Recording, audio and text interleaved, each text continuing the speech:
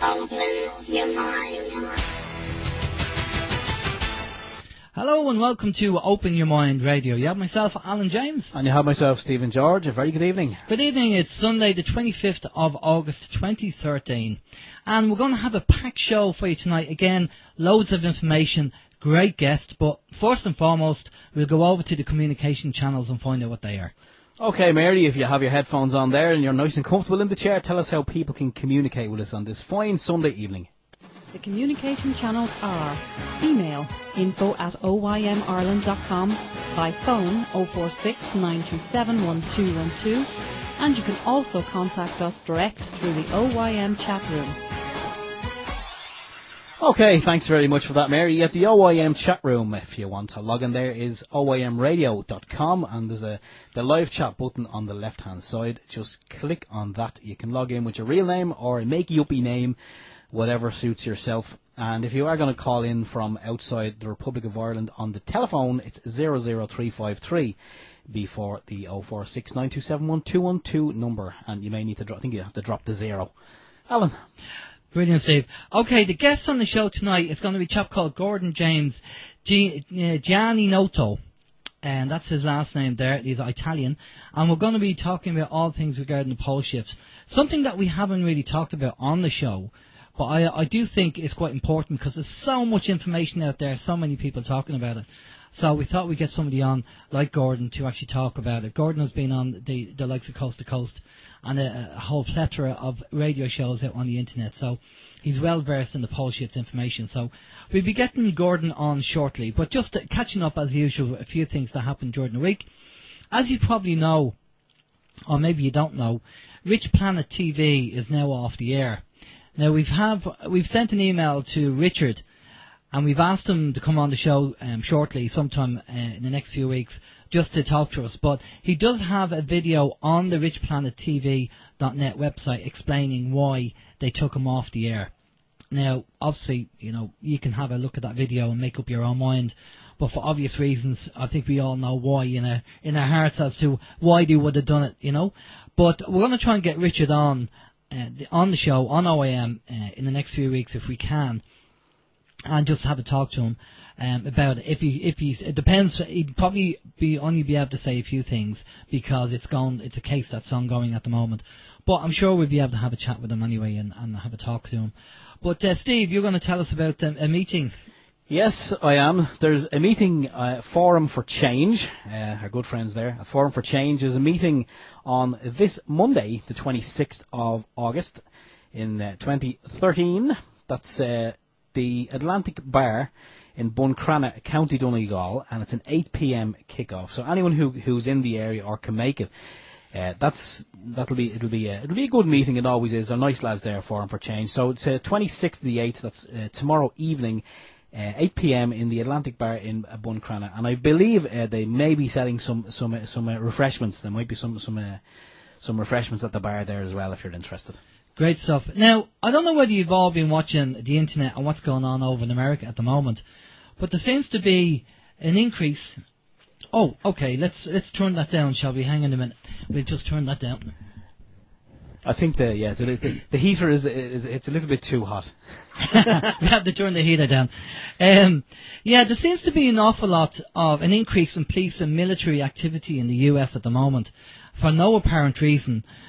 So I think this whole idea of the martial law idea, just getting people adjusted to martial law for whatever they're planning, seems to be taking place over there for whatever reason. If anybody has any more information, especially if you're living in the States and you have information on this or experiences, please get in contact with us. Because it just seems to be more and more, it seems to be escalating, there seems to be a lot going on. And it's not nice what's going on. It really isn't. What I've seen anyway, the people taking video footage of what's going on, it's not good over there. I think you're right. It's obviously a case of they're doing this to get people used to it. Yeah. I suppose. I mean, when is a good time to start? Now is a good time as any. So, it's like I suppose say in Northern Ireland back in the day when we had the troubles here. it was commonplace to see a member of the army on a street corner holding a gun, where down here in the south we wouldn't have seen anything like that. But obviously, you get used to it. So I'd imagine this is kind of getting people used to it. And obviously, if they're going to be going into people's homes for no apparent reason, it's really, I'd say, getting people used to this carry on, and also instilling fear into the people, because as we know, that's how they control us. They control us by making us afraid. Now, I was talking to Deborah on email, and Deborah feels that with the technology that she has come across, she feels that that's really part of this is mind control. These people are being mind controlled, because you have to remember that these police officers and these people, DHS, all have families as well. So, there has to be some empathy there, unless, of course, they are being mind controlled with this mesh grid technology. Using mind control, a Manchurian candidate, MK Ultra. I mean, maybe they are being controlled using this technology and they don't know about it. They're just, doing what they're doing because they're told to do it because they're being controlled. I don't know. She's looking more into that anyway, so I'm sure we'll be talking about that anyway. Can I just mention real quick? Alan and I had a conversation yesterday. It was nothing to do with New World Order or saving the world. Or it was just a conversation about frequencies of all things, and we were just discussing that there are certain frequencies that certain individuals can hear. Like if someone says to you, "Oh no, there's no way they could control people with the mind control of this mesh grid. It would be impossible. It couldn't be done." Well, I beg to differ, because when you think about it, there are pieces of technology out there that's readily available, and there's actually a thing on the internet as well where you can go and do a hearing test, and if you're of a certain age, you will hear certain frequencies, but there are other frequencies that you will not hear. But I think it's lower frequencies. Teenagers and young children, they can hear them, and when you get past a certain age, you can't. But it's still there. So I mean, and as we said before about the whole Wi-Fi scenario, you can't see it, touch it, taste it, smell it, but it's there. And if you had the right equipment, you could actually see it as well. Well, with the right equipment, I think Barry Trower, he done a video, or he done a graphic anyway, on what it would look like. So I mean, there is all this information around us bombarding the brain, and it wouldn't take a genius. Well, I suppose it would take a genius, wouldn't it, to kind of isolate the part of the brain that this technology could really have an effect on, and therefore change people and control them in a way. Yeah, definitely. But how's your week, Steve? I think I've been mind controlled. I don't know. I think there's something not right at all. I'm getting up every morning at 6 o'clock and going to work. But no, I've actually. It's funny. No, I don't know if there's any connection. I really don't. But maybe it could be psychosomatic. I'm not 100% sure. A lot of people, a few people I've noticed in my area. I only noticed it because sometimes I switch on the phone, and I'll switch on the Wi-Fi. Now, as you know, I don't have Wi-Fi in the home, but I will pick up neighbours' Wi-Fi. And there used to be a couple, I think it was about 3 close neighbours, I used to pick up their Wi-Fi signal. It's encrypted, so that was fine. But it was low. It was normally around like 12-14%. But over the past, I'd say month, maybe 6 weeks, a lot more neighbours seem to have got the Sky Wi-Fi, the Sky broadband.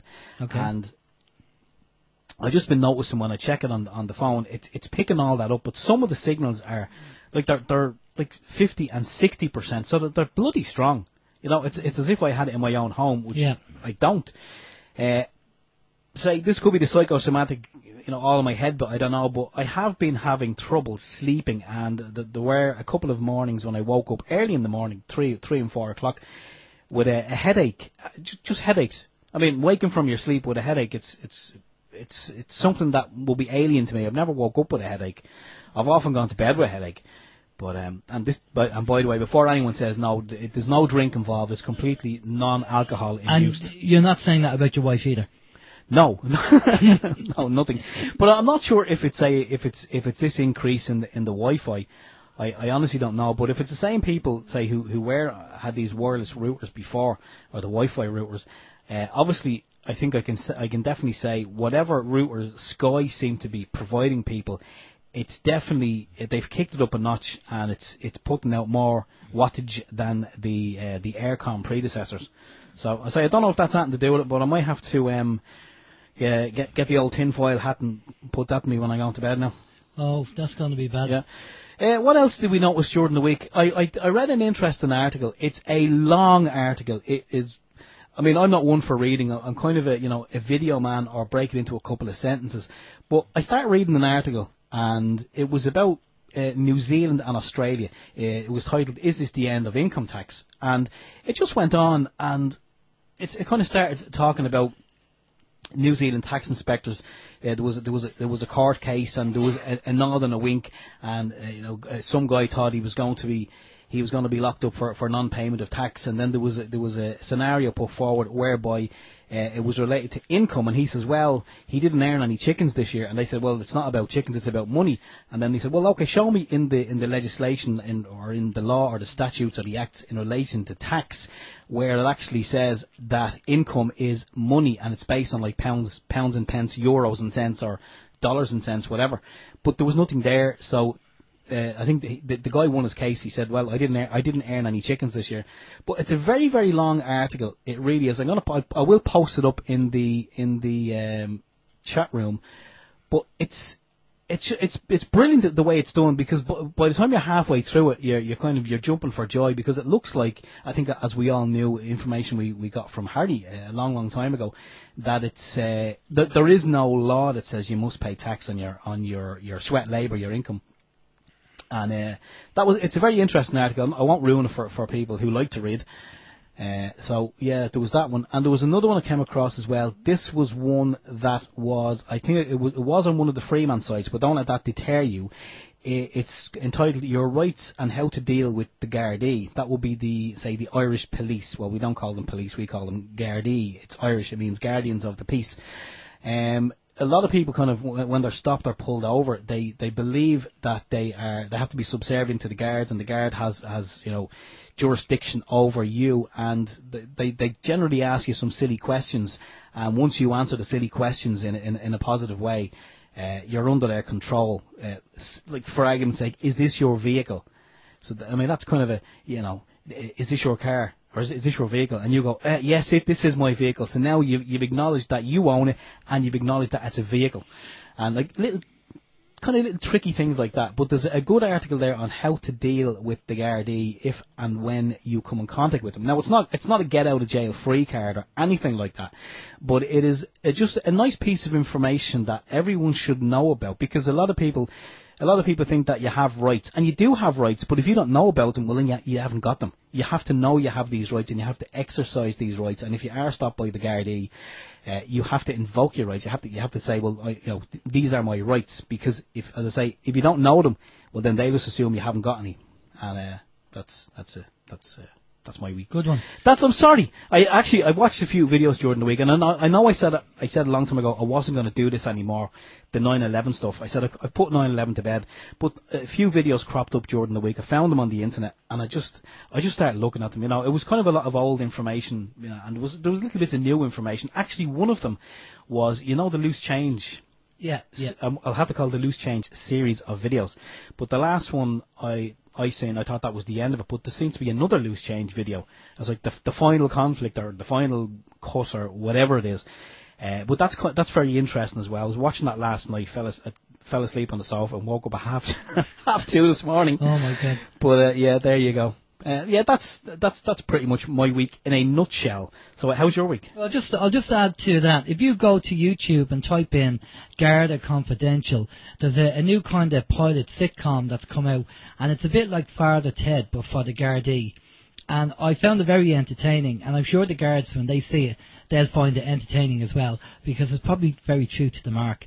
So that's all I'll say. Go to YouTube and type in Garda Confidential, and you'll see the sitcom there. It's quite funny. Okay, just a couple of things before we get the guest on. Now, Hot Press magazine supported the Girl Against Fluoride, Aisling Fitzgibbon, regarding getting the information out there about fluoride and the dangers of fluoride. Well, there was a vote on during the week to help Hot Press, because apparently Hot Press have lost a few of its advertisers. Obviously, because they were standing up for the people and letting people know about the fluoride, and obviously the advertisers didn't like that. So there was some voting that was going on during the week. Unfortunately, OYM only have one show a week, every Sunday, so we probably missed it. But I will say, give your support to Hot Press where you can, even if you buy a copy every now and again, because they have exposed fluoride for what it is. So they do need your support, because we don't want to lose that magazine. It's been around for such a long time. I think that is, I can remember back as far as when I was a teenager. Now, not that was 100 years ago or anything like that, but Hot Press was there. It was kind of, you know, one of the higher end of the market magazines for, you know, music, yeah. The man on the street who liked a bit of music. But yeah, it's a shame to say that some people have pulled out of advertising in it. I mean, obviously there are people who will still support the magazine, but yeah, obviously those who pulled out, well, they need really to read the article and, you know, digest it and do their own research. Okay, there's a request there for the link where the Gardaí thing. Did you put that up? Twice. Okay, good man. Okay, it's on the chat there. You can download it. The other thing is that I was listening to the John Moore show during the week, and in inside information, John was saying on the show, reckons that there will be a false EMP. They'll blame it on a CME, and then we'll be in the SHIT. By the look of things. According to John Moore... Sorry, can I just add to that? Yeah. LOL. Excellent. We hate acronyms, don't we? According to John Moore, inside information that when you see the Japanese Nikkei stock exchange go down, we'll have around 96 hours to sort ourselves out. Apparently they're planning a false EMP, which they'll blame on the sun, obviously, and the grid will go down. And I know that they have a project name in America which they're planning to do. They're planning to do a test failure of the grid sometime in America, sometime in October, November time, something like that. So just something to, you know, put on the shelf and just keep that in mind, because if the power goes down, the three things that you have to have is obviously food, shelter and heat. They're the three things. Everything else is a bonus. So make sure you have food, shelter and heat as much as you can. And just very quickly before we get our guest on, now last week I quickly mentioned about a paedophile ring operating in the southeast region of the Republic of Ireland.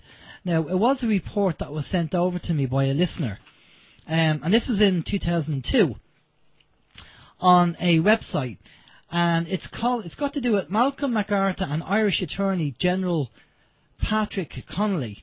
A paedophile ring is operating in the southeast region of the Republic of Ireland. Upper-class killer Malcolm MacArthur. Allegations were made by Phil Hogan, Fine Gael TD, for Carlow Kilkenny, that Malcolm MacArthur is a paedophile and he was an associate of covert paedophile operating in a position of authority in the SE Southeast Health Board. Now this is in the Irish Independent in the 26th of April 2002. I'm not going to read the whole lot because we don't have time, but I just thought I'd mention that because she sent it over, and I think I'm not surprised that there's paedophile rings going on over here, because, you know, we'd be a very strange country if we didn't have that going on. But that was mentioned in the Irish Independent in 2002, and I never obviously knew about this, never heard about this. But yeah, that's interesting. Upper class killer Malcolm MacArthur. Whatever became of it, I don't know. So I don't know whether there's a follow up to that, but that's quite interesting anyway. So I just thought we'd mention that because the listener did send it over and she asked us to give it a read out there. Okay, now what we're going to do is we're going to bring our guest on. Our guest is, as I say, Gordon James Gianninoto, and we're going to be talking all about the pole shift. Now, I've talked to Gordon a couple of times this week. We had great chats over what's happening and stuff like that. There's so much information to talk about. There's no way, excuse me, there's no way we're going to be able to get this all in one show. So we're going to have to do other shows, you know, part twos down the line. But we're going to try and condense as much as we can for tonight in what we can talk about. Now, Gordon is an attorney, contractor, author, photographer, artist, and an extraterrestrial contactee. And I'm sure we'll be talking to him about that. But we'll bring Gordon in now. Good evening, Gordon. How are you? Oh, good afternoon for me and good evening for you. It's a pleasure to be on your show. Thanks, Gordon. Thanks a lot for coming on. Well, Gordon, what we'll do is, before we go into getting involved with the pole shift, tell us about yourself, especially the kind of ET contactee thing. But tell us about your background and you know, and how you got to have all this knowledge regarding the pole shift. Okay, well, I'd be glad to. My grandfather had the largest stone contracting business in Sicily, and the city of New York ran out of people to build buildings, so they went looking for them, and they hired my grandfather and his 6 brothers to put up the New York Public Library at 42nd Street and 5th Avenue. It's got white marble lions. It's all white marble. And then he went on to he worked on another cathedral, St. John the Divine, which is in northern Manhattan, and then he started a dress business, and he hired my father to design dresses for him. My father had an incredible sense of what people would buy and what was right for the moment, and he would design, and this was as a teenager, he would design a dress on a mannequin and then finish it completely, so there was one example, and then he would do the pattern in all sizes, and he would hand that to his father every day. And in 1919, my grandfather was paying my father $500 a week. Wow, that's a lot of money. Yeah, and he was very successful. My grandfather smoked pipes and used to use wooden matches and toss them instead of blowing them out. And one day he tossed one, and it went under the table and caught all the patterns. And they had a factory that had 200 people working there, and everyone got out, but the business was destroyed, and my grandfather gave up. He goes, I'm too old to start over, and he died. My father then went on to, of course, coming from Sicily as they did, they were Catholic. He went on to get married, and he kept applying for jobs as an artist at BBD&O, which was the world's largest ad agency, and they kept turning him down because he looked too young. And then eventually he kept doing advertising for other companies and getting new clients, and so he really progressed quite a bit. And then they were looking for an art director, and he interviewed and they hired him, so he was put in charge of all the people they had hired him instead of him over the years. And around 1929, he said, he met with all the partners. I think it's Batten, Barton, Durstein, and Osborne, BBD&O. And they're real famous from, that time, the 20s, 30s, 40s. And he said, the products that we're advertising look like crap. He goes, I got an idea. Why don't I design them so that it works, but at the second you see it, you can't get it out of your mind. You want to touch it, you go home, you dream about owning it, and you've just got to own it. And he goes, and then let's create a package that is so remarkable that it says everything you want it to say, and it's recognizable from 300 yards away. And he goes, let's put this product in this package, and then the advertising will be easy, because we're showing the product, and it looks like crap. We're showing the packaging it comes in, that looks like crap. And so the partner said, well, that's a really interesting idea, Frank, but we just had the Depression just started, and there's no way, maybe in a couple of years. And my father said, no, I really believe in what I'm saying. I've never been on vacation. I'm going to Florida for 6 weeks. I've opened up an office, and I'm going to contact all your clients and tell them I've opened up the world's first package design company and industrial design company. And so he went to Florida, and when he came back, he had a little mail slit in his office door, and they needed help to push the door open. There was so much mail, and his first 2 clients were DuPont and Texaco. Wow. And he went on to invent the flip-top box for cigarettes and the package for Marlboro. And Marlboro was number 128 in the United States and 0 in the world. And the day that new package came out, it went to number 1 in the world, and it has never given up that position. And it is considered the single most valuable brand on the planet. There is no other. And second place, by the way, is Budweiser beer. But Marlboro cigarettes are the number 1. So he was Catholic, he was married, and he got divorced because he was quite the ladies' man. He ended up being married 5 times, and my mother was his 3rd wife. But when he was excommunicated after being divorced, he goes, how can God kick you out of church? And that started him off on a whole new tangent. He looked into psychics, and Edgar Cayce joined the ARE in Virginia Beach, Virginia, became acquainted with Edgar Cayce, possibly even friendly with him.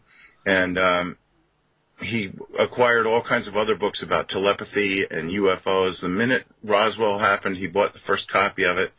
And so when I was born in 1948, And I grew up in the house. The first things I had to read were about UFOs and extraterrestrials and stuff like that. And he had books on astrology and reincarnation and healing and dimensions and masters.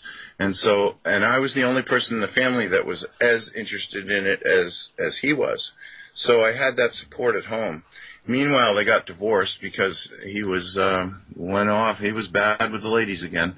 So my mother divorced him, and we grew up in a little town in Connecticut that had no lighting at all at night. I mean, it was 7 miles to the nearest traffic light, 7 miles to the nearest street light, and we would wake up in the middle of the night, and it was just like our house was in the middle of a gigantic stadium with the floodlights on, this white light pouring through all the windows.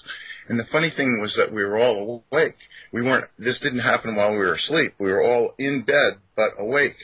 And we'd jump up and we'd run downstairs and open the door and look out, and there'd be nothing there, just crickets in the woods. And this kept happening over and over and over again. And now I realized that we were being taken up on saucers for education and for teaching and for experiences, and then being brought back. And they were letting that little bit of consciousness, the memory of that waking up together at the same time with the light, to be the clue if we wanted to later access that memory. And so in school, I was one of the brightest students in the New York area in science and math. And I was building and launching 1, 2, and 3-stage rockets, model aircraft. I just loved everything that had to do with space and being in the air. And we got, it was 1963, we got a computer the size of a basketball gymnasium. It was a key punch computer, and they gave me special programming courses to learn to program computers, and I was 15. And then I was selected by the U.S. government, National Science Foundation, to receive a grant to go on a train to New York City. Instead of going to high school, I would take a train to New York City, and I was trained as a future astronaut in aerospace engineering, astrophysics, physics, astronomy, all that stuff. And then when it came time to apply to college, I didn't have to apply at all because they started calling me in my junior year and saying, you've got to come here. And I narrowed it down to Princeton School of Aerospace Engineering and the University of Virginia, and I ended up going to the University of Virginia. In the meantime, in April of 1964, with my mother and brother on vacation in San Juan Harbor, Puerto Rico, we were on a ferry at 8 o'clock at night, and we saw a little dot the size of a pea in a cloudless sky. There was no moon, but it was cloudless, this little gray spot overhead. And I said, look at that, because it kept expanding. And as it expanded into being a loosely written script W, the letter W with a center loop. And out of the center loop came this orange light. And as the light turned orange, this whole W was bright white, like painted out of puffy clouds. And out of the center of this loop, this bright orange glow, and very slowly a mothership, a mile in diameter, moved out from behind the center loop and was just hovering above the harbor in San Juan. And it was flat on the bottom, hemispherical on the top, just like you took the top half of a grapefruit and sent it off into space, but the diameter of the circle on the bottom was 1 mile. And it had no detail, and it was glowing bright, bright orange, so that at the time it looked like the sun was going to rise out of the middle of the night sky. And then it moved off to the side very slowly. This whole thing took about 20 minutes. And then a door opened that you couldn't see until it opened. It opened, and one by one, 3 flying saucers came out through this hangar door, just going straight out over the Atlantic and disappearing into the distance. And I was like, oh my God, do you realize what we're watching? Because, we were in the middle in 1963 of the push to get land a man on the moon, and I was going to be studying, probably designing and building missiles and rockets. And here I'm watching something that had no wings, no propulsion, was just sort of winked in. And then after the 3 saucers left, the door closed, and it moved back towards where the center loop used to be, but the wind had broken up the atmosphere into a mist. And it was just like somebody had a dimmer on it, and just it winked out. So it didn't actually go somewhere. And then I was like, okay, So this came into our dimension to launch 3 saucers over the Atlantic, and then it went back to the next dimension. It didn't actually come from somewhere different physically. It came from somewhere different on a frequency, a different frequency. And so I was going to college, and I thought, you know, if there was the war in Vietnam in 1966, 67, and I'm in aerospace engineering school, and I thought, you know, if I get really good at what I'm trying to do here, probably I'm going to be used to make weapons. And I was reading Edgar Casey, and he said, the scientists are responsible for the weapons they make. And I thought, well, we've gone so far beyond that with the ETs have, that it's ridiculous for us to try and build more rockets and more missiles when obviously there's a higher technology, and that's what I personally am really interested in, and it would be ridiculous for me to try and build more rockets and more missiles that somebody else would use to kill. So I dropped out of school, and I became a professional photographer in New York and Los Angeles, doing news stories and fashion stories for like the LA Times and lots of newspapers and magazines. And then I decided to go back to school and get a degree in psychology, which I did in 74. And then somebody was talking to me, and they said, what do you want to do? And I said, well, I don't really think anything's been invented yet that's maybe in 200 or 300 years I'd find something that I want to do. But I couldn't identify with anything in particular. And somebody said, well, you love to read, you love to write, you love to talk. Why don't you become a lawyer? And I thought, oh. So I took the law board test, and I did really well. And I went to law school, and I worked as a contractor through college and law school to pay for it. I never had a loan. And the day I graduated from law school, at the top of my class, I didn't owe a penny to anybody because I had worked 50 hours a week to pay for it and still graduated at the top of my class. So I graduated at the top of my class in high school, college, and law school. So if you want to know when I start talking about things that, yes, I do have a science background, yes, I'm no dummy, and but how did I get all this information about what's going on? And that's really where, if you just tuned in randomly where I'm talking, you might say, well, that's a bunch of bunk, or how could that possibly be? But I think if the listeners stay with me, they're going to go on this little voyage of discovery, and I'm going to lay down a framework to understand all these things that I'm going to say. And you'll see that the reality of life is far more expansive, far more beautiful than even at your greatest hopes have ever imagined. And yet there's a battle going on the earth right now between darkness and light. And the program of the light winning is slanted for success and has no chance of not winning. So well, that's the good news. That's the good news. And so I thought that to understand what it is, like how can there be a universe that has extraterrestrials, and what are they doing, and where do they fit in with us? Where do we fit in with them?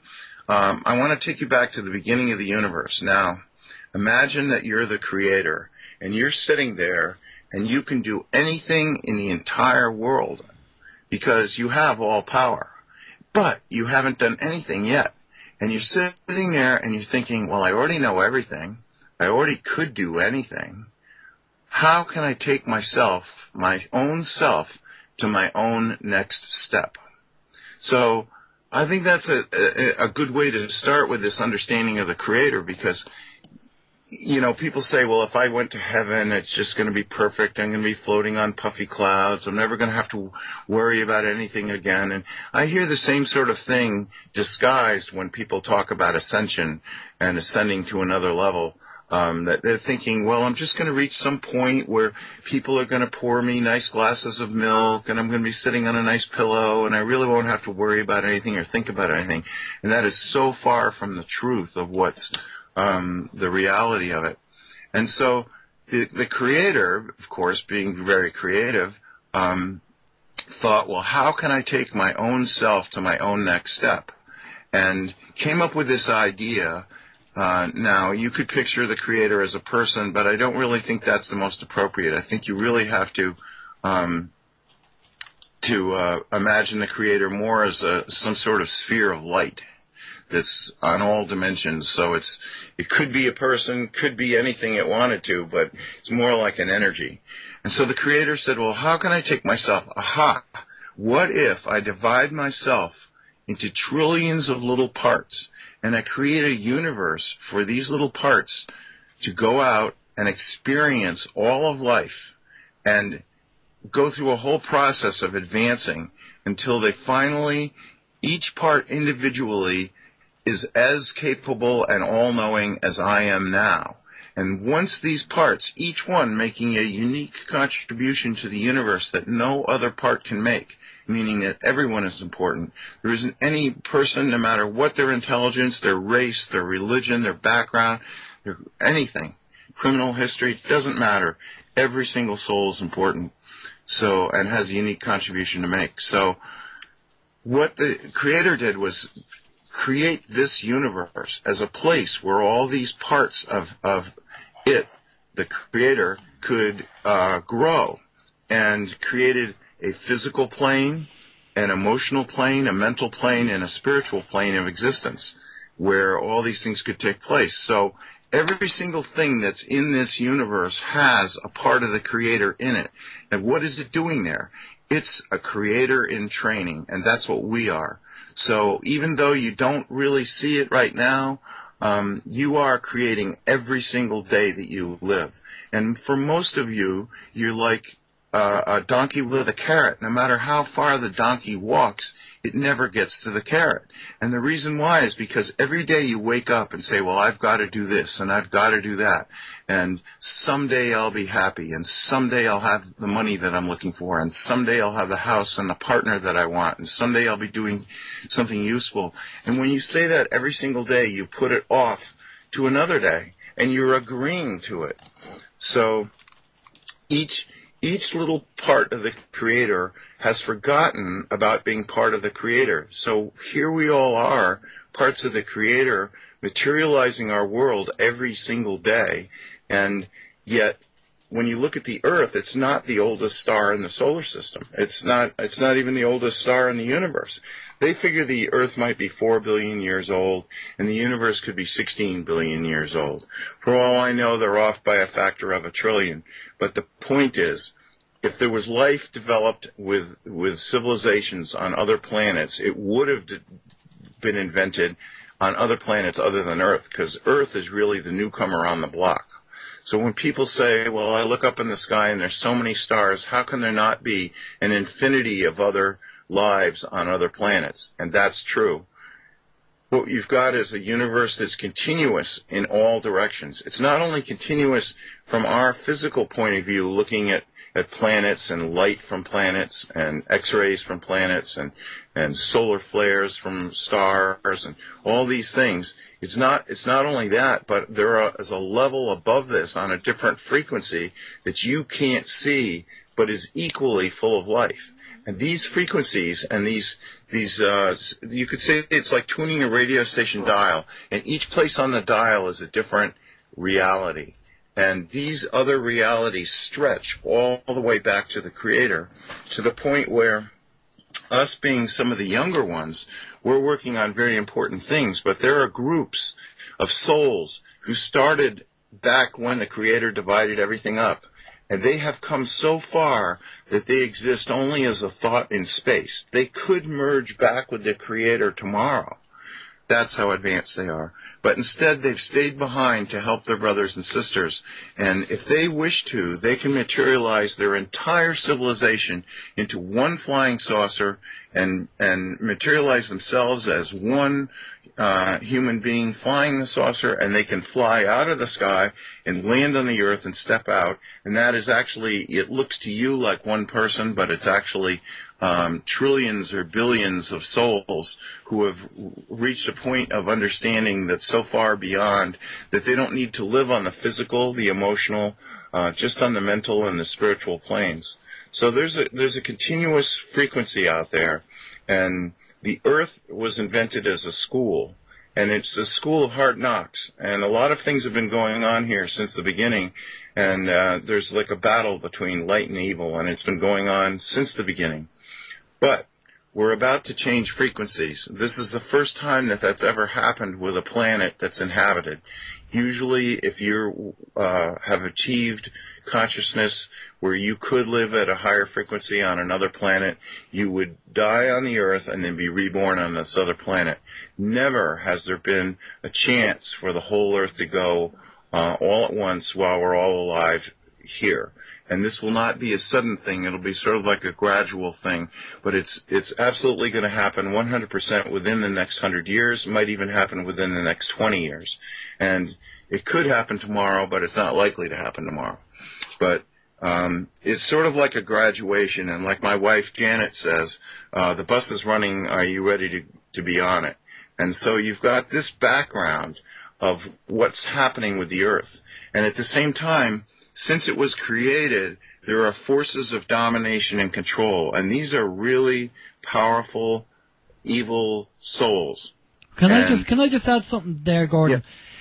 Yeah. I have been having a look at this and the understanding of what Earth is from a spiritual point of view, and as you say, it is a school of learning, but it's also a dumping ground for all the kind of retrobates that you can get in the universe. Right. Well, that's true, and I do want to add that some of the darkest, most evil, selfish beings anywhere in any civilization, anywhere in the entire universe, on any level, are humans walking around on the Earth right now. That's it. And Earth is quarantined from everybody else at the moment. It has been quarantined. Why is because something special happened here, and what it is that there are civilizations where if they had to be you just in one day and wake up and open your eyes and feel all the stress of what you've got ahead of you to accomplish in that day, and what you've done that's you're working really well, what you've done that isn't working so well, what you haven't started and need to,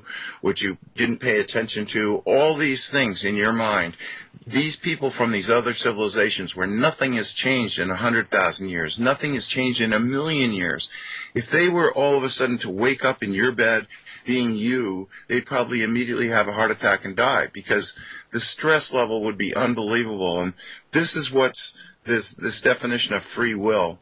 And what went on is that there are places all over the universe which had crystallized certain forms of behavior, and they were not changing it, and they didn't want to understand that it was wrong or that there could be any better way to do things. And so what the Earth was selected as a very special place where representatives of both sides of every single issue in the universe, every issue, were born on Earth. They volunteered to come here and be born on Earth and resolve this. And although it doesn't seem like, as you look around you in your neighborhood perhaps, it doesn't seem like everything's been resolved, I want to tell you that somewhere on the Earth there is no unresolved problem. It may not be with you that you've dealt with all those issues and resolved them, but altogether, looking at across the universe, all the unresolved problems, everyone that was the featured impetus behind those problems volunteered to come to Earth and work it out. And about a third of the population has realized this and have decided to integrate all the behavior around service to others. And by that I want to say is you're born on a planet, you live, and then you die. Maybe you start as just being a mountain, so your only consciousness is of existence. Then your next lifetime you become a plant and you begin to have feelings. And then you begin, in another lifetime you become an animal and you begin to think. And then at some point you cross that barrier to be able to be born as a human being. Okay. Let's just touch base on, because I'm just cautious. I know there's so much we can go into, Gordon, but I'm conscious of the time as well.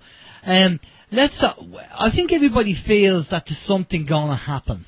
You know, there's loads of talk about Planet X and Nibiru and Wormwood, and you know what's coming in, and the photos being taken of the sun with something beside it. And we talk about the sun's going to change its pole shift. It's the third time it's done it in the last 30 years, I think. Every 11 years you get that shift. But definitely all the air changes that are taking place at the moment are unbelievable. I mean, there's so much, and there's earthquakes and floods. Right, and all everything else. these things, as you say, are precursors to something which has happened regularly for perhaps a billion years, and would, if not interrupted or changed, would continue to happen for another billion years. And that is that there are solar systems spread out everywhere, and ours has a dark twin of the sun that burned out, so you can't see it. And they've never announced it, they've never studied it, they've never explained it, they've never talked about it. But there is a planet that looks like a dwarf star, but it is a planet, and it's called Planet X, is the word for it today, and the Sumerians called it Nibiru, and it comes around in this giant orbit between the dead sister of the sun, and it comes through our solar system every 3,657 years. And it was first spotted coming into the solar system in 1983. It entered into the outer solar system in 1999, and it came around from behind the sun in 2003. And so from that time, at the end of 2003, when it first appeared, apparently next to the sun, to now, actually pole shift could happen at any time. And what pole shift has been so misunderstood by so many people. But if this happens every 3,657 years, the last one happened when the Jews were let free from Egypt by the Pharaoh. And that's when the volcano on Santorini went off and created a huge hole, and the sky got cloudy, and you couldn't see north or south. You couldn't see the sun, and mountain passes were collapsed, and land sank and land rose. And that was 1650 BC, and that was the last time that Planet X was here in the inner solar system. And the time before that was the flood of Noah, and the time before that was the sinking of Atlantis. And those are only 3 of the cataclysms that we know of. And each time, most history is lost. And so you could say that historical records go to hell every 3,657 years. Wow. The major religions and all the governments have known about this for this, well, the religions since the last times that it's happened, and the governments have known about it since before World War II. Okay, and what's going to happen? I mean, we know that over in America, now earlier on I mentioned about the EMP, could be a false EMP, but over in America there's a lot of things going on with FEMA camps. FEMA are buying up all the kind of the rations and the food, and they're getting troops ready, and just so much seems to be going on over there, and it looks like they're planning for something. Now, what impact is this going to have on the planet if the pole shift happens? Okay, if it happens the way it's been prophesied to happen and the way it's happened before, if you could be a real tall person and stand up above the solar system and look down at it, you would see that the North Pole of the Sun and the North Pole of all the planets point straight up. And for that reason, the location of the North Pole of the core of Earth is not ever going to change. But what people don't realize is that the crust slips and floats. You wouldn't think that granite could float, but compared to liquid iron, it floats. And the crust sits on top of the core. And you have to understand that the solar system goes around the sun counterclockwise. So if you're standing above the solar system looking down at it, or you could reach up and grab it out of the sky and put it down on your desk, just slap it right down and look at it, you'd see that all the north poles point up, and all the planets revolve around the sun counterclockwise. And then all of a sudden, from the direction of Orion, which of course is very important in history, comes Planet X. And it comes into the solar system, and it approaches the sun, but doesn't collide, because gravity pushes, it does not pull. And it comes around the sun, and all of a sudden, it's trying to go clockwise, and the Earth, Venus, and the dark twin of Earth are trying to go counterclockwise. Now, NASA has never admitted that there's a dark twin of Earth, but they must have known the first time they sent a space satellite up, but they've never mentioned it. But on the other side of the sun is a planet the same size as the Earth that has no atmosphere, no water. It's a black cinder loaded with gold, with no atmosphere, no water, no life, and it balances the Earth. So if you've ever played, I guess it's roulette or some sort of a game where you're spinning something and you've got two marbles or two ball bearings, you'll notice that as it spins, they end up balancing themselves with either marble or ball bearing on either side of the center. And this planet is called the dark twin of the Earth. And when Planet X came into the solar system going clockwise and came around the face of the sun and stopped the Earth in its tracks, and Venus stopped in its tracks. Now, Venus and the Earth are about 7,500 miles in diameter. So Venus is essentially the same size as Earth. And the dark twin is the same size. So you've got three 7,500-mile diameter planets stopped by this one planet coming in that's 29,000 miles in diameter. It has, it's oceanic. It's got deep, deep oceans. It's atmospheric. It's got oxygen, and humans live on it. And it's got volcanoes and giant rifts, volcanic rifts, which spew out lava just like Mount Etna or the volcano in Hawaii. Hang on, and which planet is this? Planet X, Nibiru. So we have people living on this planet? Yes, and they are larger than us. They're 8 to 12 feet tall. And the statues on Easter Island are representatives of them, created as sort of a present to them, like a worship, like, we know you're the god, this is you. And they have red hair and rather dour facial expressions. And so they have a little problem. Only part of their 3,657-year orbit spent around the sun getting warm. The rest of the time it's in deep space, freezing to death. So the oceans are so deep, and the core, the iron core, is so huge on Planet X that it creates a lot of warmth. And they have a heavy overcast most of the time, almost like Venus. Not quite as dense as Venus, but sometimes the clouds do part, and if you're living on Planet X looking up, you might occasionally see some stars, but not very often. And so there's this insulating factor, but still it was pretty cold. And they invented space travel using rockets, and they're very selfish people. And they came through the solar system one time, and they go, you know what, we got a great idea. Why don't we mine gold and powder it and put it in our atmosphere like a space blanket? And so they did that. They tried it, and they're like, wow, this really works. But we need a lot more gold, and where are we going to get it? And so as they came through the solar system, they started landing on Mars and the Earth, and they realized Mars was loaded with gold, and it had these brackish, shallow oceans, and Earth had jungle and dinosaurs. It was very dangerous conditions and a lot less desirable to land and live. So they landed on Mars, and they started washing the gold ore out of the soil. So they created these open-pit mines that you can still see. If you look up on YouTube or other places, you'll look up the topic Mars anomalies. You will see all kinds of stuff that'll just blow your mind. So they were mining gold, powdering it, putting it in their atmosphere. This was working great. Now, of course, they're not here 3,657 years, or they're here for like 7 years, and then they're gone again. So they built a space station to orbit around the sun, and then they created a fleet of rocket ships, and they landed on Mars, and they would mine the gold, take the fleet of rocket ships, take the gold up to the space station, and then when Planet X came through the solar system, they would offload the gold from the space station to Planet X. And these people call themselves the Anunnaki. How long do they live?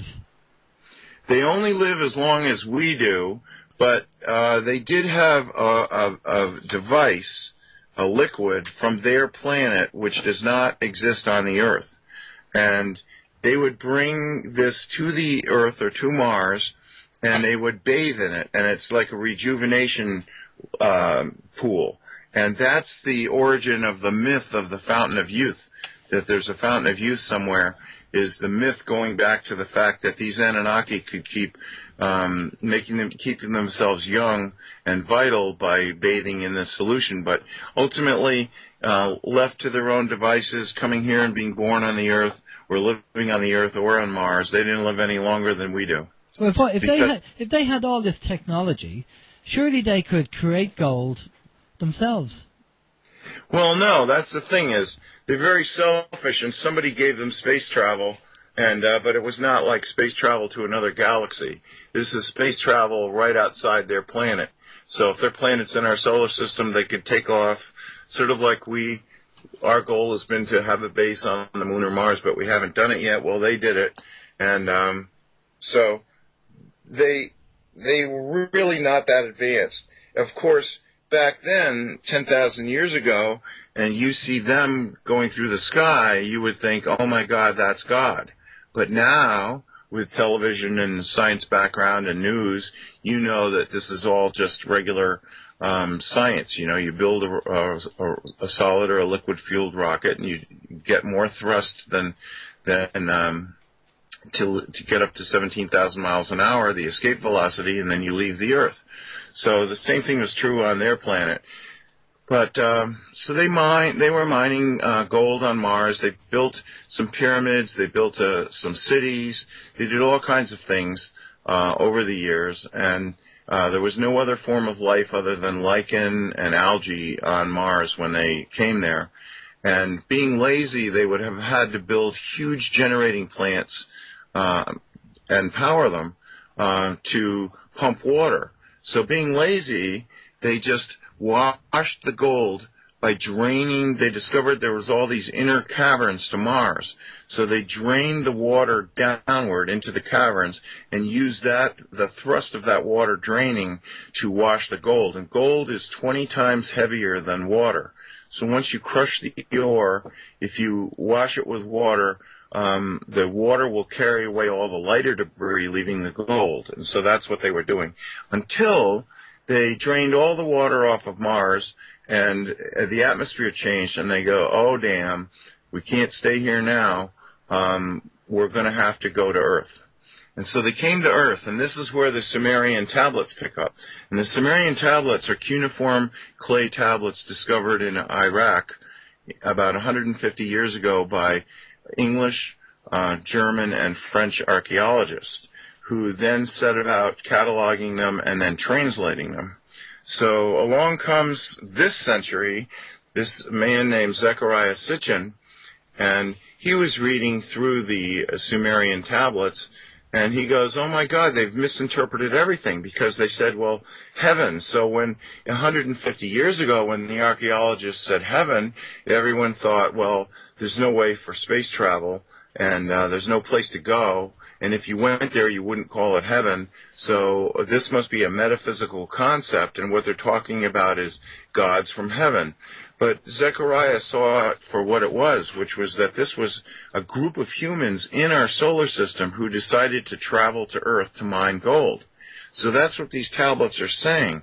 And after about 600,000 years, the Anunnaki, because they rule themselves with a royal line, so they have a king and petty lords, and just the way we have, you know, they say that you just have the feudal system in Europe, but in the United States you really have it too, because you have the president, then you have his ministers or his cabinet members who are like the major lords, and then you've got the bureaucrats in all these agencies, and they're like the petty lords, and they all think in the same way that the lords in your feudal system over in Europe think that they deserve to be always taken care of and never have to worry about a thing. We've got half the population of the United States works for one government or another right now. So is this it's all a hierarchy, that's the way everything's built in a hierarchical level, corporate companies as well. Is this Gordon, is this subjective or objective? I mean, you know, one of the users here on the chat facility just said, you know, it sounds more like speculation, and it's been presented as fact. So, you know, science has a method, the scientific method. May it be cursed forever. The scientific method is that you study something over and over and over again until you get it to where it's repeatable. Then you understand it. And once you know, then you can believe. Well, I'm sitting there as a child with a science background watching flying saucers and realizing that I've been up on saucers, I've gone places with advanced beings, and so I'm realizing that that it's a reality. And I gradually learned that my heart was telling me that this is all true. And my mind was saying, well, but there's all these facts and they're all equal, and how do you know? And I suddenly had this great insight. I was somewhere in my 20s, and I had this great insight that instead of knowing in order to believe, I should believe in order to know. And so through that, I have had doors open that I always imagined and hoped could be opened, but they weren't opened, but I did open them.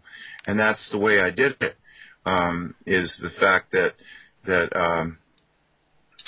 that's how you did. Well, I tell you what, we're going to go over the questions. We've got a list of questions here, so we're going to quick hit you with these questions, and if you can just give us a sentence or two answer to them, because there's a few. Steve, over to you. Yeah, there is quite a few questions, Gordon, and I'll actually go through them in the order that they came in, so you may have to backtrack a little bit. But the first question came in from Ray, and this was when you were speaking about the Marlboro cigarettes. Ray was wondering, was it your father who put the 3K's design into the Marlboro packet, as in KKK, or is this just an urban myth? Oh, my God.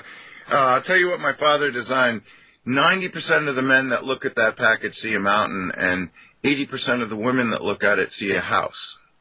And I never have heard that brought up before, and you would think I would have, having been in that situation. Another thing I want to add to that is my father was very selfish with his money, and he said, you know, someday when I die, it's all going to be yours, your brothers, and your sisters. But until then, if you want any money, you're going to have to work for it. So I started working at age 11. Then when he died in 1988, his accountant stole all of it. So there wasn't any money. And thank God that I did learn to work and build and rebuild and repair and maintain and operate things myself, because otherwise I don't know where I'd be. But that's one of the reasons why I'm a very self-sufficient person. And I'm never at a loss for being creative to find a solution to whatever I've got to do. How am I going to accomplish it? Well, there's many different ways, and I choose the best one and go with that. So I didn't want anybody to think that I've been sitting here with millions of dollars and I'm just making this stuff up. No, I've spent years thinking about this stuff, and I learned that the heart is really the key to the next level that we're going to. So right now, if I ask you a question, you go through pages of information in your mind. But in this next frequency, this let's say we're in the third dimension now, so we're going to go to the fourth dimension. This next frequency that we're going to is going to be heart-centered. So your eternal soul is anchored in your physical body with a little blue flame in your heart. And through that, you know what's true and what isn't true, and what's right and what isn't right. And when you ask yourself a question mentally, you say, well, I was never taught that, or I wasn't trained with that. But if you touch your hand to your heart and you ask the same question and you wait to see what your heart tells you, you'll find out that you can instantly know what's true and what isn't true. Boy, if you tell that to somebody who's a criminal, they probably won't waste the time. They'll probably take it with going. Well, you see, these people have empathy, but they've blocked it. They've gone overboard in blocking it. And you've got to understand, when you come into the universe, when you're born into a body and you live, just your first breath creates a distortion, and you're never free to leave until you balance all your distortions. So if you continually go around and create very difficult, very involved, complex distortions, then you've got to devote all kinds of lifetimes to balancing that. And it's just like, you're living your life, and if you could look at all of your lifetimes, it would be like grains of sand on an endless beach. Because if you're eternal, the real you, your sense of humor, your interest, your knowledge, your artistic talent, your musical abilities, your ability with words and with your hands making things, whatever makes you unique, all these qualities that you have, those are things that you bring with you from lifetime to lifetime as part of your soul. But your body dies. And so at the end of a lifetime, that's it for that body. And you aren't going to ever be reborn in that body, nor would you wish to, because now you've learned more things. You'd probably want to be able to be born into a more capable model. So in the same way that if you buy a car and it wears out, you wouldn't go and buy the exact same car. Now you might. That's up to you. But most people would select a car that did more than the last car did. And in the same way, your soul, every time it's born, it has learned things from previous lifetimes, and it wants to expand on that in the next lifetime. So when a person has created all these distortions and has been very selfish, they have to pay that back in one way or another. And a person that's been very unselfish and empathetic and lives by the golden rule, do unto others as you would have them do unto you, it doesn't mean that you have to be a saint, but at least 51% of the time you think of other people first. Then you have this opportunity. And I like to look at Sir Arthur Conan Doyle's Sherlock Holmes books, and he always talked about things that were hidden in plain sight. And after you live lifetime after lifetime after lifetime, maybe 1,000 lifetimes, and you're thinking, is this all there is? What is the rest of it? And all of a sudden, right there in the air in front of you is a secret door, and if you open it up, all of a sudden you see there's a fork in the road. And the fork is, you can organize all your intentions and behavior around yourself and be selfish and service to self, and you take the left fork, or you organize all your behavior and your intentions around other people and about being unselfish, being empathetic, and that's the right fork. And you get to the next level. On the next level up, even at this higher frequency, there's going to be places for selfish people. But the level above that, the fifth dimension, all is one. So if you want the fast track to moving right along, and you don't want to create a lot of negative distortions, then be good for something, help other people, be empathetic, caring, and think of the other person always before you do anything. So once you do that, you've graduated to the fourth dimension. Now, a person that's selfish, when they die, they're going to be reborn on a planet where every single other person is as or more selfish than they are. So, and you got to love selfish people, because they think nothing of doing each other in. They think nothing of stepping. Anyone you can step on to get ahead, then means you're ahead. So it's they're their own worst enemy. I'll go for the fourth dimension. I'm just conscious of time, Gordon.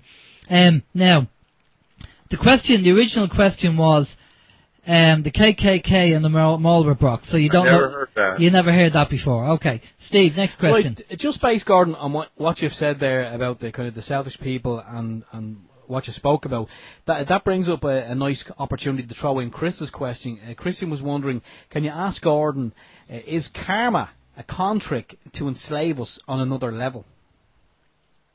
No, it's a rule for this dimension. Okay, there's all kinds of rules for different levels, and this is so because you see, most people are not aware of themselves well enough to know that everything they do affects other people. So if you could look ahead, like just our conversation between the three of us right here with these listeners, this might change something in the future. And if we could look ahead to that future time and place, if we wanted to, we could add to that, or if we didn't like it, we could subtract from it. So everything you do creates a probable future. And the thing is that most people have gotten confused with possessions. So there is a program to occupy your mind and to keep you from ever learning what I'm telling you. And for that reason, that's why this radio station is so important, because the regular media is not going to be carrying these kinds of discussions anytime soon. So you want to be cognizant of what's important, and people generally on the earth have chosen possessions as being more important than people, and that's one of the great changes that's about to come over the entire earth. So in the background you have this physical cataclysm looming, and at the same time you have a period in the earth's history which has been chosen for a graduation. You could say it's a harvest of really great minds, but you could also say it's a graduation because it's up to each individual. You're the one who's free to make this choice. Am I going to play the program I've been given, or am I going to wake up and say, I renounce all limitations and all contracts that limit me in any way, shape, or form, and I'm going to be free? And that's what frees you up to move along.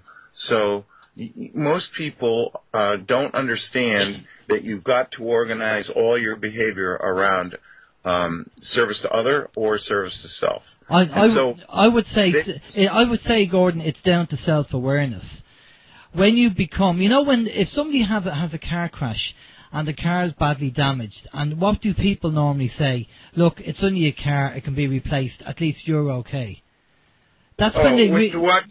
We have so many disasters covered on TV in the United States, and time after time you see really wonderful people saying, well, at least we didn't lose any lives, and we can start over, but all of us are safe. Yeah. And that's appreciating that thing was only a materialistic device or equipment that you can replace.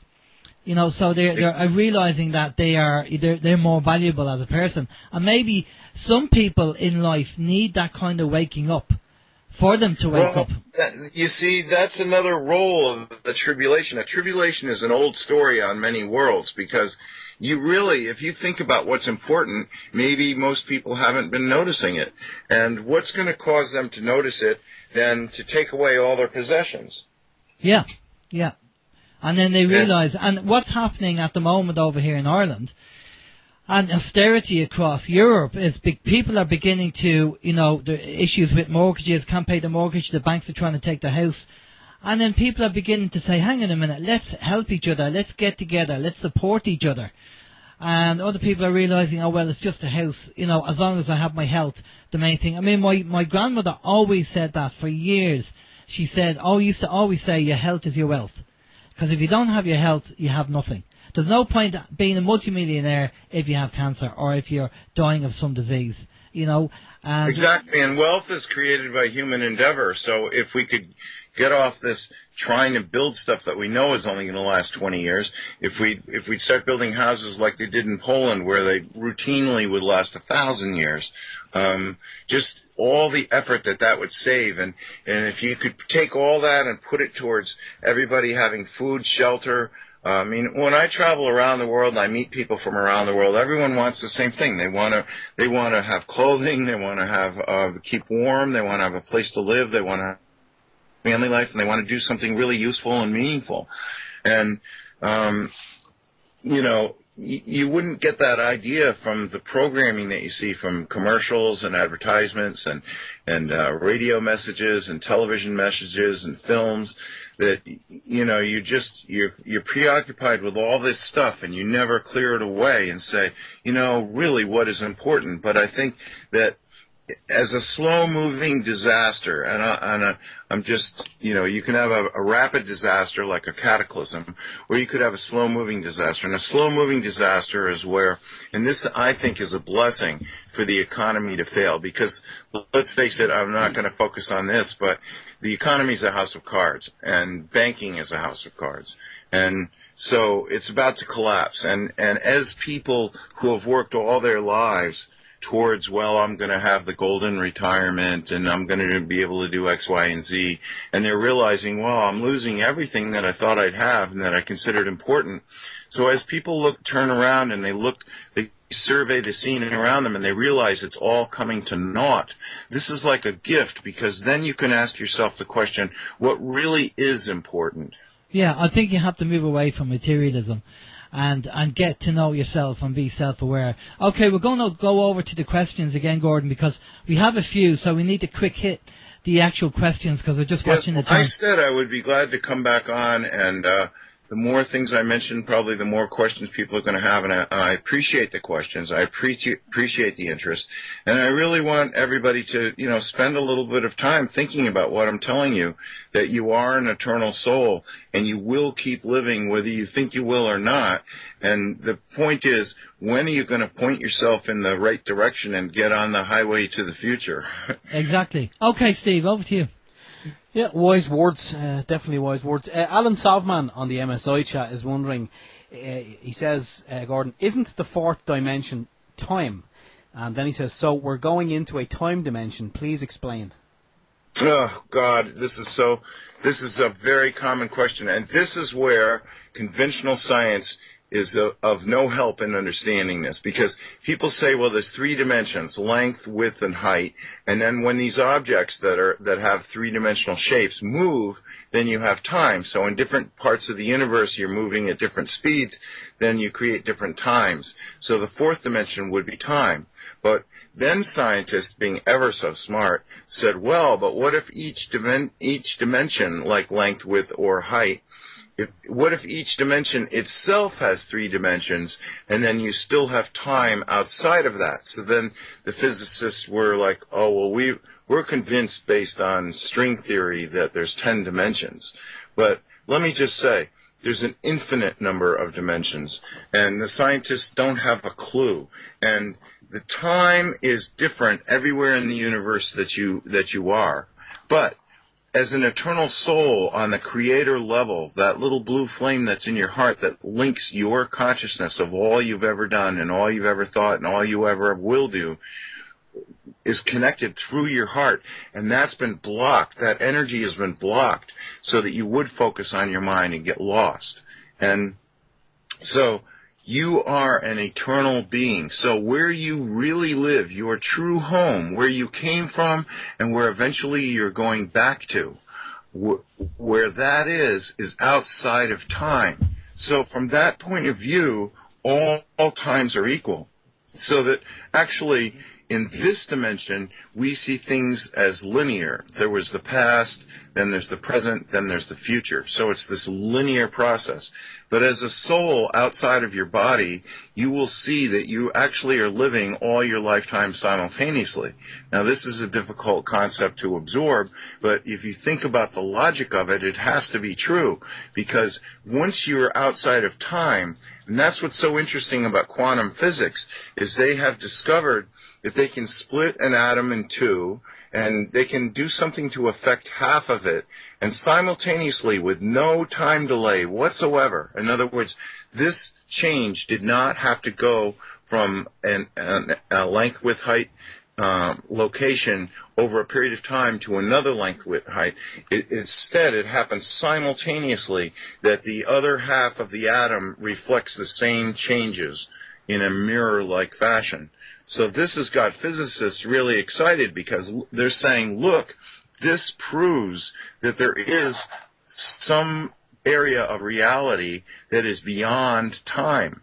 Because if I can split an atom and send one half a mile to my west and go with the other half that goes a mile to the east, and I do something to that atom in the east, and it's simultaneously materializes in the other half of the atom to the west. How did that happen? So this, if there's anything exciting about physics, that's it.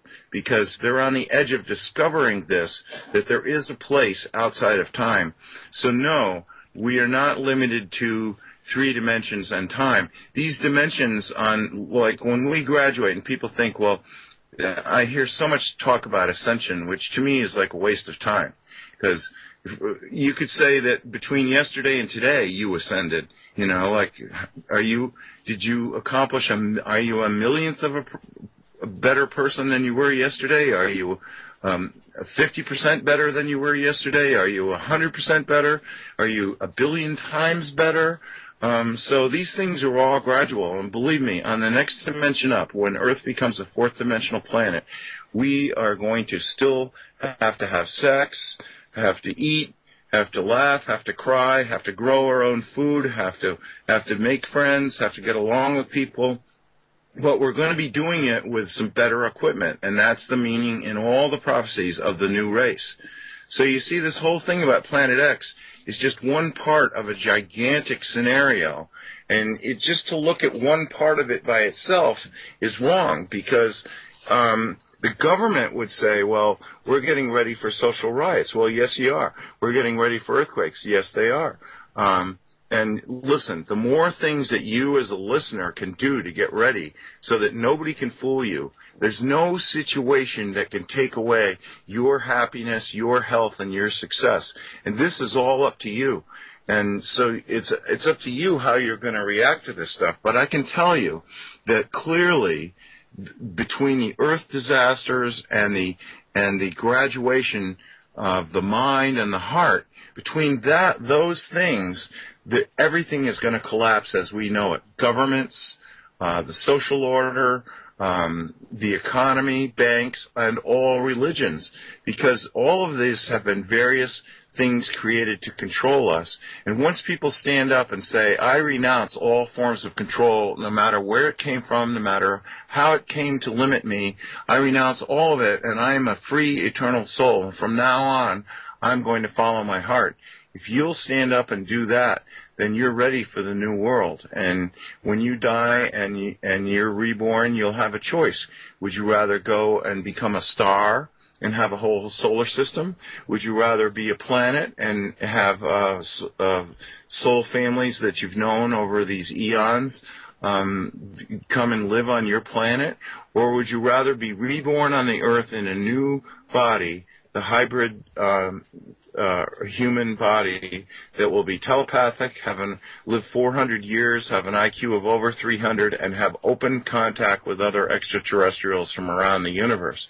So I can't think of a single more exciting time to be born than this. And what disasters are we going to have? Every disaster you can think of. And if you want to really prepare, take one day this next week and don't go to the store. Feed yourself out of your yard, and you will immediately see what your problem is. Okay, we'll go over. We have a few more questions there, Gordon. Steve? Yeah. Sorry, I was just thinking, if we were to feed ourselves... actually, if you had said that to us, Gordon, a couple of months ago, feed yourself out of your yard, we would have been eating grass. But actually, it's funny because both Alan and I recently have started to grow stuff.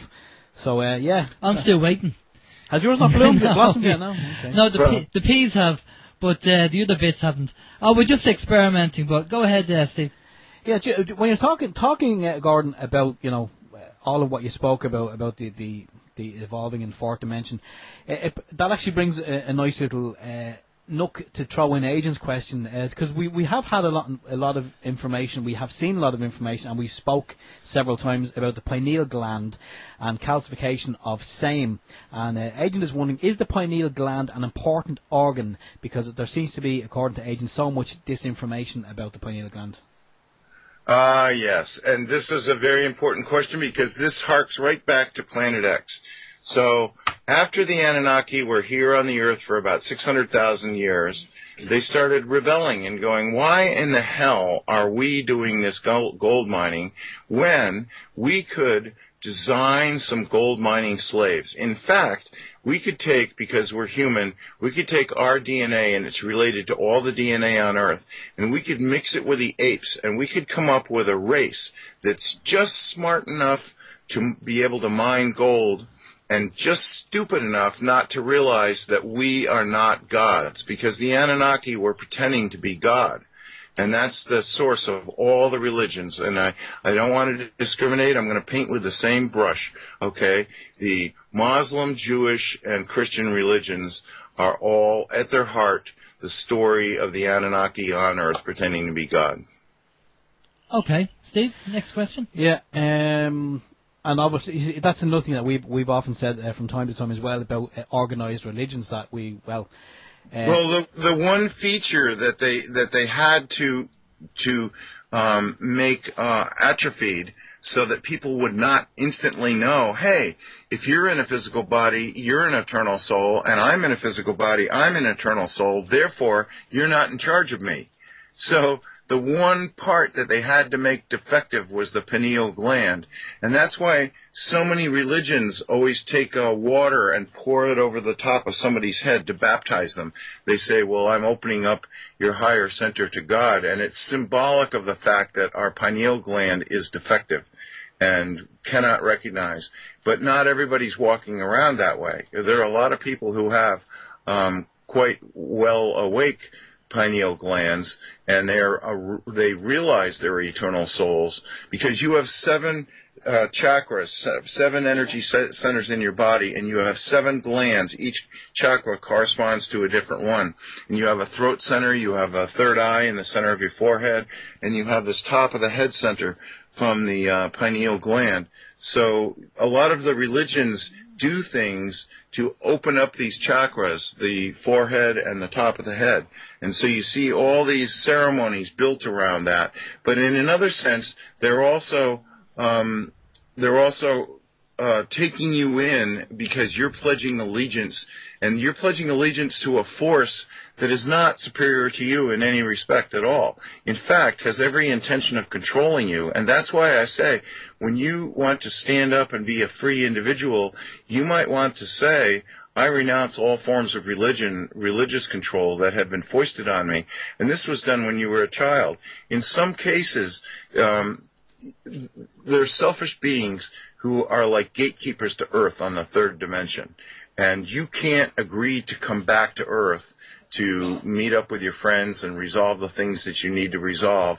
You can't do that unless you agree to do it with certain forms of control. So there are contracts that you as a soul wrote before you were born that are limiting you now.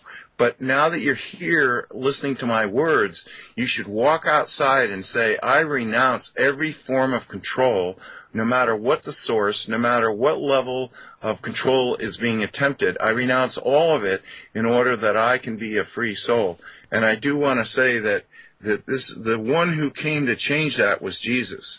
And if you notice, before Jesus, all religions of the world, you had to kill something to celebrate God. And that was to create that fear and that control. Yeah, but Gordon, there's been a few religions that were, even 2,000 years before Jesus, where a Saviour come down and he did various things and he died on the cross or died. And, there's been multiple times in history where different religions had the same story. Right, masters. Yeah. Masters have always volunteered to come here, and they've always tried to do it at the most momentous times in history. And if you notice, Jesus came at the height of the Roman Empire, where that message could be spread the farthest. Okay, but how come we don't hear about all the other religions with the exact same story? Because they all have little twists and turns, and it's just like no two people are identical. Everybody has a little difference here and a little difference there. But if you are reading the Bible, and if you get nothing more out of it than do unto others as you would have them do unto you, you've really mastered the key phrase in the whole mess. Well, I think what you're referring to and what we talk about, it's about our sovereignty, that we are sovereign people. Common law, harm, loss or injury, and, as you say, do unto others. They're the rules that we should be living by, but what's important, which I get from this, is we have to be our own masters. We have to take responsibility for us. This is the time for it. Too many people want to blame everybody else. Oh, it's their fault, it's his fault, it's that fault.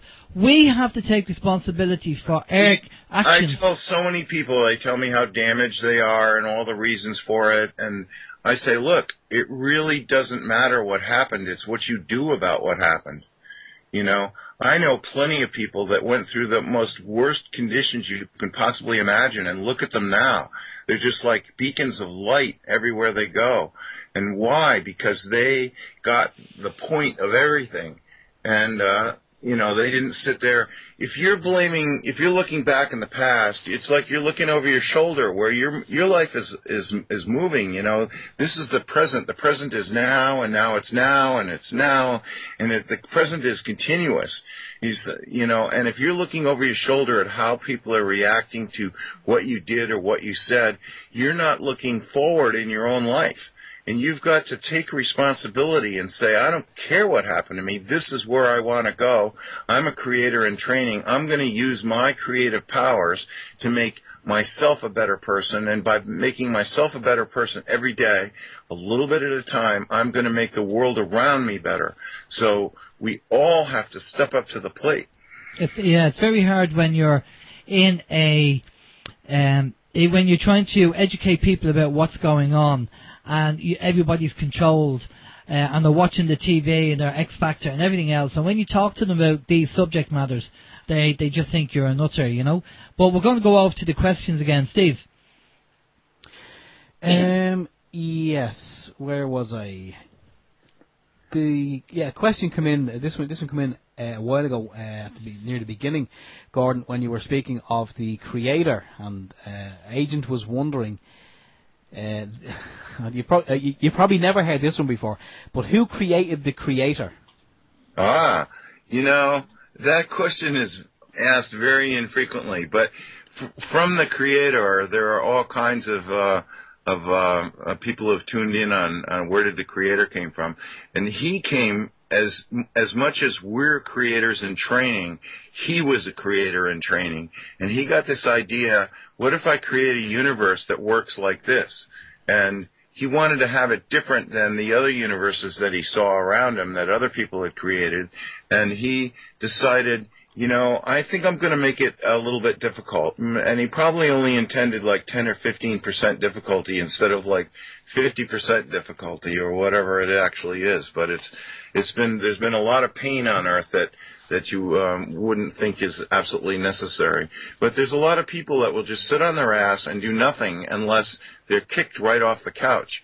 And in a sense, to receive a challenge like that is an opportunity to grow. And there are some people who, you know, they take the ball and they run with it right from the very beginning, and they don't need to be told anything. But for most people, the average person, it really takes something big to kick them off the couch. And so, maybe what's happening now is the big thing to kick them off the couch. The collapse of the society, of the banking system, of what's going on. Maybe this is the catalyst to get people moving. Exactly. Yeah. All right, Steve, you got another question there? Yes. This is a kind of a three-part question, Gordon. So I'll just read the whole question out anyway. It's from Alan Sovman. Alan wonders, when you were speaking about the whole Planet X and all that was associated with that, and Nibiru and when that kind of portion of the interview, he was wondering, how do you know all of what you said is true? How do you know this as fact? And absolutely 100% going to happen. When you said it's going to happen, he said, really, who gave you that info, and what evidence have you got to back it up? And were you on Planet X at any point in time? Okay, no, I wasn't on Planet X at any point in time. I've received telepathic messages from extraterrestrials, and what happened was, in 1968, after I dropped out of the University of Virginia, I thought, you know, I'm going to contact extraterrestrials. That's what I want to do. So where do you go to school for that? So I thought, well, you know what I'm going to do is teach myself telepathy. So where do you go to school for that? So I would walk at night and look up at the stars, and I say, look, I know there's all kinds up there, just the way there is on Earth. There's the good, the bad, and the ugly.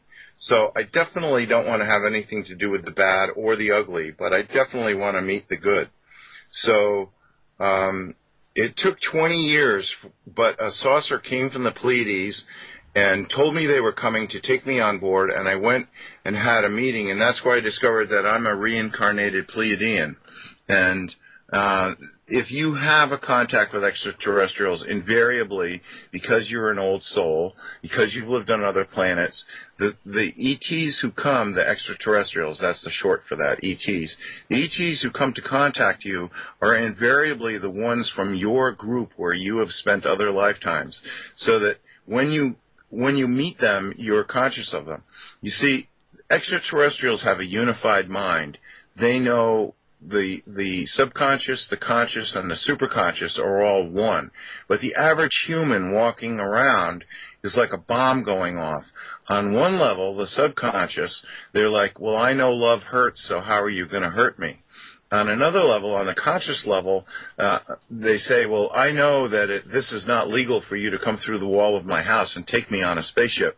So as soon as I get a chance to report you, I'm going to, because I know this can't be good. And I don't know what you think you're doing, but I hope to call the police out on you and get you arrested. And then your superconscious says, hello, old soulmate.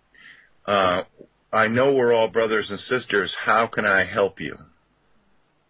So that's the average person's reaction to this, you see, is like a bomb going off. So it's very problematical for the ETs to contact people. On the one hand, like attracts like. So all the ETs who have contacted governments, which by and large are entirely 100% selfish, are selfish ETs. And everything that they've been involved with is like a horror movie, like you're watching cable TV and you turn to the wrong channel and there are zombies devouring each other and inbred people in the woods chopping people up. And you're like, I don't want to watch that show, and you turn the channel. So I want to say that everything you can ever imagine happening anywhere is happening somewhere. I have to say to you, Gordon, I actually do that. That happens to me. I generally have a rule if I'm watching TV. It has to be either comedy, because of the laughter and fun, or a documentary, something of interest, alright? And you're flicking around and you see something and you click on it. And just the negativity alone coming from the program, I have to switch it off. Exactly. And this is all to create the fear and the control. Then you get this rationalization, well, I'm going to trade my freedom for security. But if Thomas Jefferson said if you do that, you don't have neither. Yeah, no, I just have to, even these programs that are kind of reality accident and emergency stuff, I just can't watch them. I really, it's just negative stuff, don't really want to know, not of interest. I draw the focus on the positive side. And I don't know whether other people are like that, but I think that. I mean, my wife and I, we would much rather watch a romantic comedy than some people carve each other up. Yeah, definitely. I don't know. How are you, Stephen? Well, if you're watching TV. Well, I'll be honest with you. I have a rule. It's not. Well, it is a rule. It is a rule. And same as you, if I'm watching something and I don't like where it's going, or I'm not interested, or it's something that's changing my mood or my perception, I will just switch it off. I don't watch much TV, as you know. Both Alan and I, we just kind of we reach a point in time where TV, it was programming, it meant nothing anymore, and I can watch it. And I can watch some TV now, but same as Alan, it'll be something that I'm interested in, where I can learn something from, or I can have a bloody good laugh. And that's it. Like people in work often discuss, did you see such and such a program last night? Oh, it was very sad. And I go, well, what if it was very sad? Why would you watch it? Oh, well, you have to watch it. I says, no, you don't have to watch it. And anything that alters your mood and puts you in a negative frame of mind or makes you sad, why would you want to voluntarily make yourself sad? And the other things you could be doing that just makes you happy. Yeah, I totally agree. If what you're watching helps you develop empathy, I mean, when I met my wife 24 years ago, I said, listen, I got to tell you, when Lassie comes home, I cry. Okay. It's just very, very shallow affect. It's right below the surface. And when there's some just touching moment anywhere, I could be in a store, I could see somebody on the street, I could hear it on the radio, I could see it on TV. Then, it just brings tears because I'm so touched about how much people care for each other, and that's the kind of program I want to watch, where I'm left with that good feeling that there really is so much caring and so much love, and anything that takes away from that, I don't want to have anything to do with it. There's one program, and I'm going to admit it now, that I actually like watching, and that's Undercover Boss. Especially the American side. We got a few of that. I like that. Yeah, that's very interesting. Often. Because at the end, when they meet these really good employees, and you hear they obviously sometimes are not having a good time in their life, or there's something up, and the guy says, you know what, I really appreciate the work you put in here, and I'm going to reward you for that. And then and you can just see even that little bit of kindness in their life. They're over the moon. And it's, that's the thing. That's what, when Neil Donald Walsh wrote the book Conversations from God, he says in the book, in some societies not of this earth, it's what you give, it shows your success, not what you have. So the more you give, the more you help people, the more successful you are, which is the way we should be. That's the way society should be. Right, and you shouldn't really be afraid to show your appreciation, because I tell you, it doesn't matter whether it's a rock or it's a plant or an animal or your pet or your spiritual advisors or your friends, your family. Everybody, everything, every soul wants to be appreciated. And do you want to try Skype there? I hope it's not gone off. Is he gone? No. Gordon, if you can hear us, we're just having a technical hitch with Skype. Oh, there you are. I have yellow bars, so that could be a crimp in the... There, it went back to white. Okay, I think we'll have to... I think we lost about 10 seconds of your audio. Well... That's not too bad considering. So I was saying, every single thing on Earth wants to be appreciated. And if you look at the Native American view... Yeah, I lost you again, Gordon. It's got... Yeah, we lost you again. I think we've been infiltrated. Not sure exactly. No, this happened during the week. This is why we went to UVO. We moved over to UVO because UVO was working and it worked brilliantly. This is the problem with Skype now. In a lot of cases, we're having a lot of problems. Microsoft and NSA. Yeah. Well, listen, Gordon, we've come to that time anyway. I think it's near enough the right time anyway. So we'll finish up now before it starts getting worse. And the next time when we get you on, we'll go to the other program and we'll just bypass Skype because Skype is getting worse these days, not better. And we spoke to Gordon. I spoke to Gordon during the week, and we used uvu.com, and we were on for 45 minutes. And it was perfect, and the audio quality never went down, never had a problem with it. So we're going to have to do that. But Gordon, I'd just like to say a big thank you for you coming on. We're going to have to do a part 2.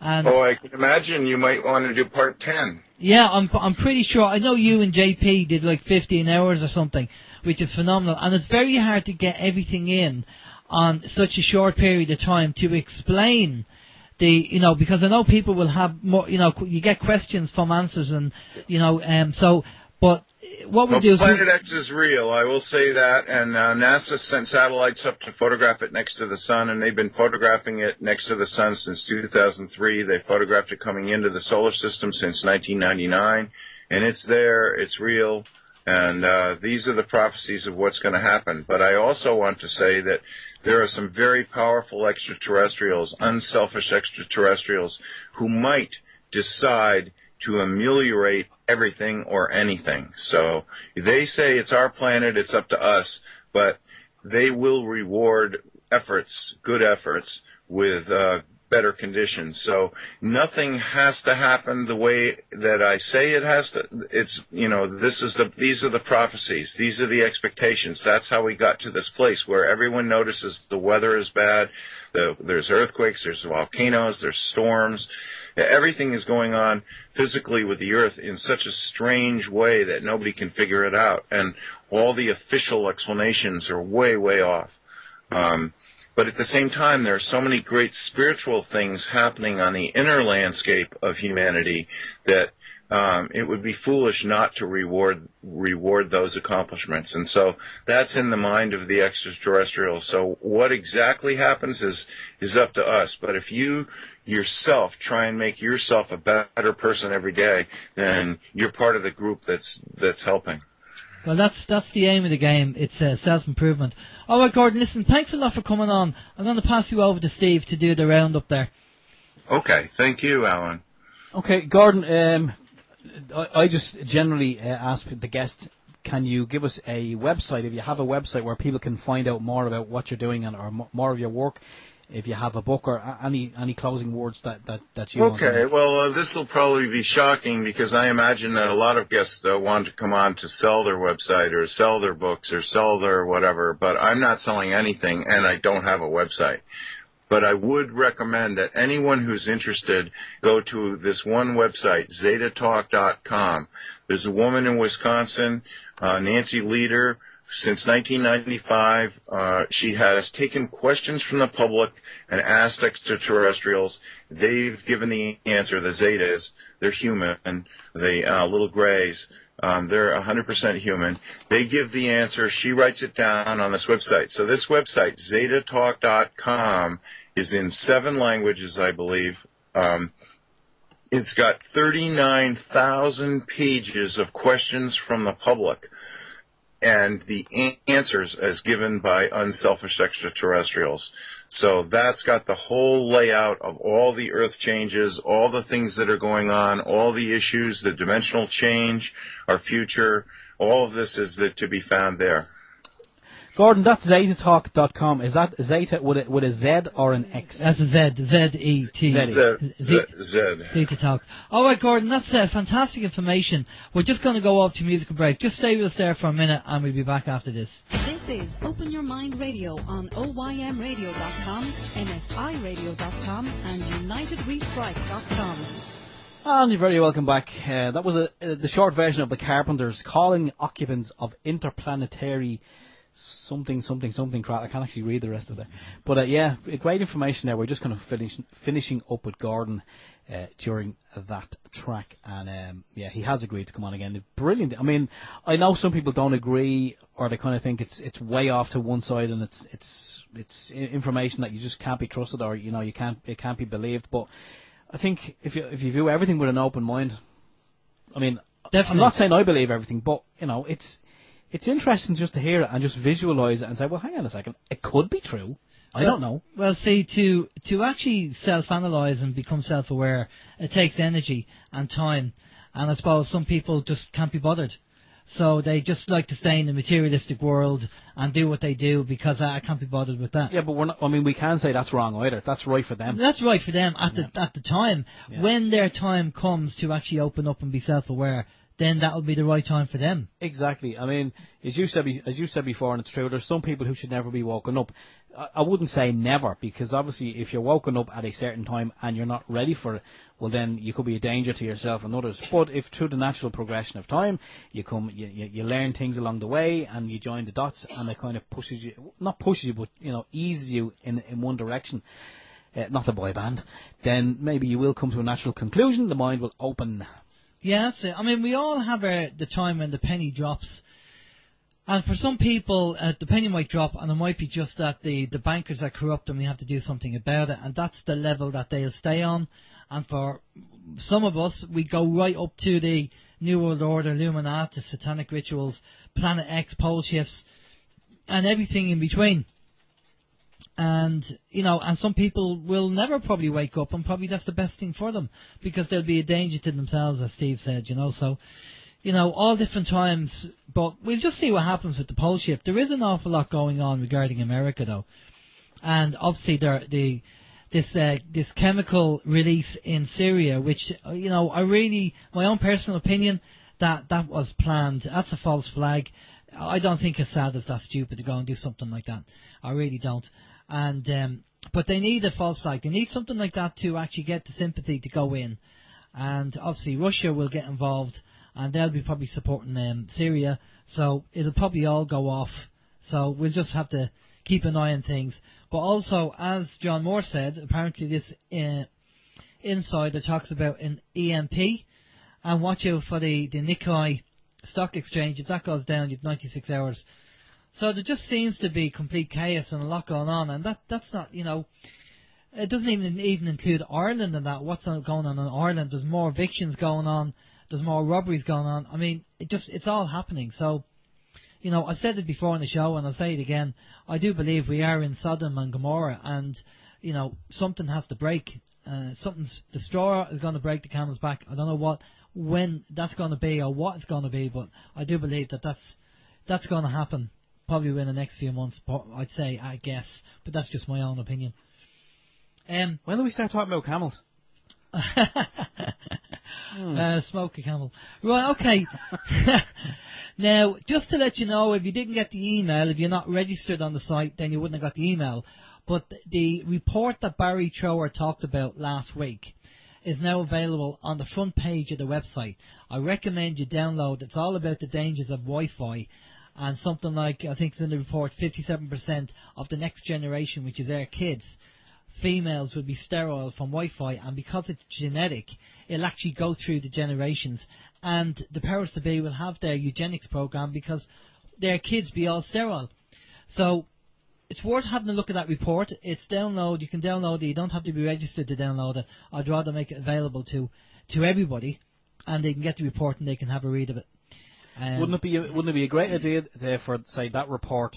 If people could, I know it's a couple of pages long, but if people who work in or who are around Wi-Fi, be it in schools or in your place of employment, if you're lucky enough to be employed, print that off and just give it to your boss, or I know you can download it, just email it to your boss and just let them know. And the reason I say that is because we have a Wi-Fi router in work. Now, where the part of the building where I work is not covered by the Wi-Fi router. It's only in and around where the office is, so I don't work in the office. I'm not smart enough. But it's located in the office, and not mad enough. Not mad enough, yeah. They've recently moved the router, so it was kind of in a way off corner. They've actually moved it now, and it's right beside one of the women, and she's like literally 2 feet away from this router. And I just asked her one day, was she told by the boss that it's safe? And she goes, "What are you talking about?" I said, "Well, is that safe? You're so close to that. Is it safe? Do you know if it's safe?" And she goes, "It's for the internet." I said, "Yeah, I know what it is." I said, "And I know exactly what it is." I said, "I probably know more about it than you do. Is it safe? Have you been told? Have you asked?" And she hadn't a clue what I was talking about, so I just sent her on some information, and she had a quick look at the information, I might add. And I said to her then later on, "Well," and she said, "Oh, look, I've so much going on. I didn't have time to look at that information. You know, I'm so busy in there." And I says, well, "You're so busy that you can't take a couple of minutes to read some information that may or may not save your life Or affect your health. Yeah. Or affect your health, yeah."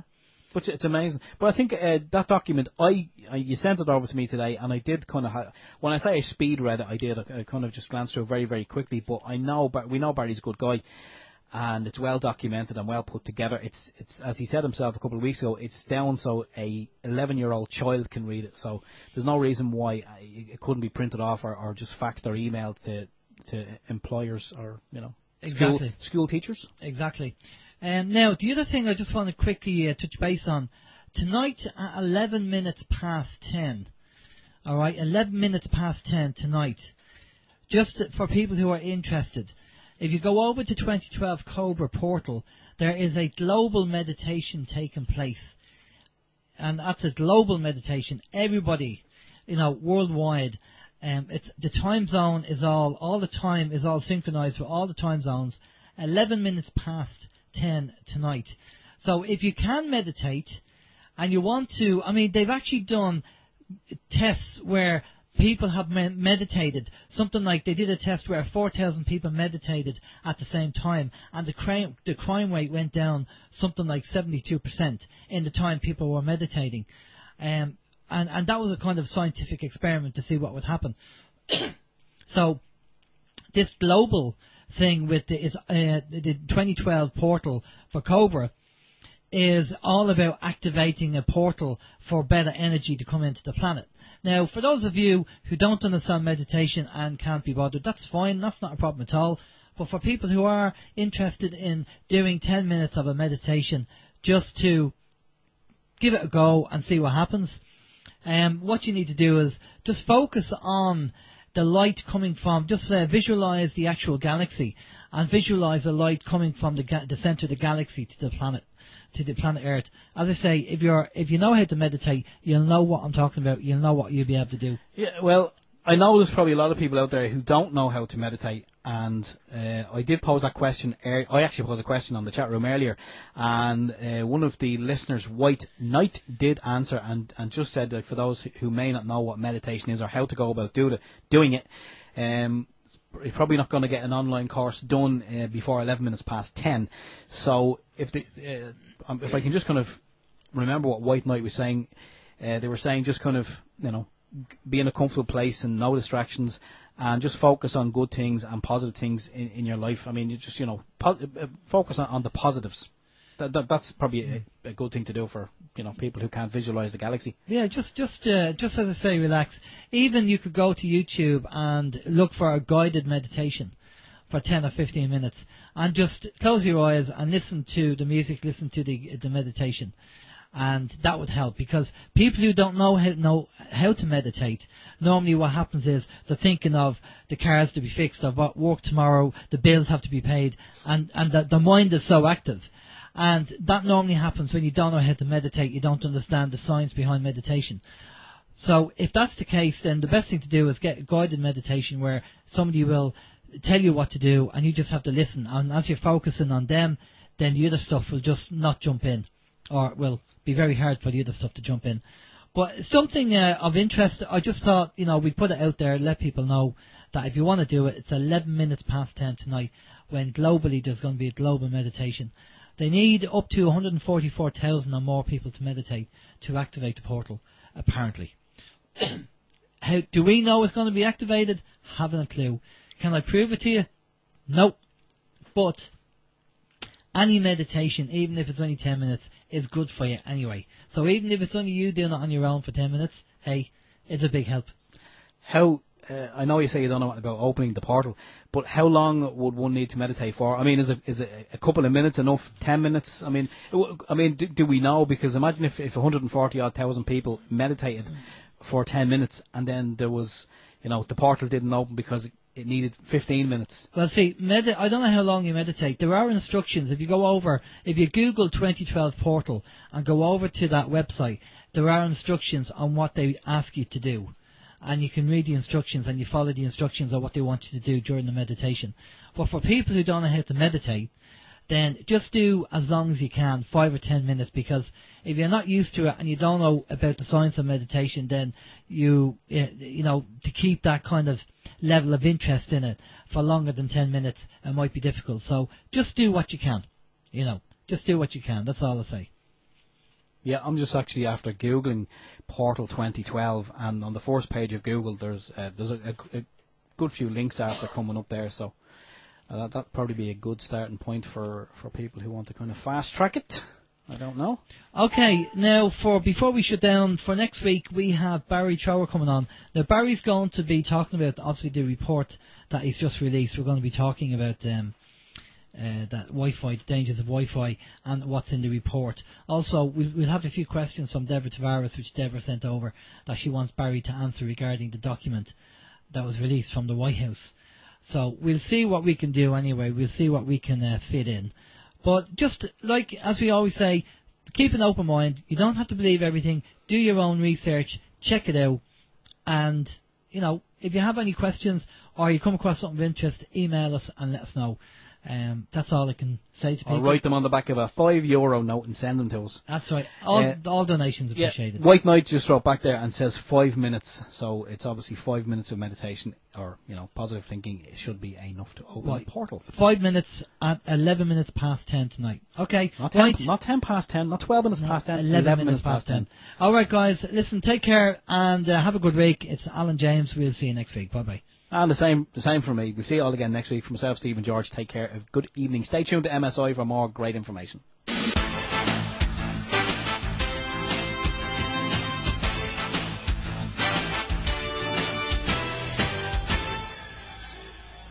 Open your mind.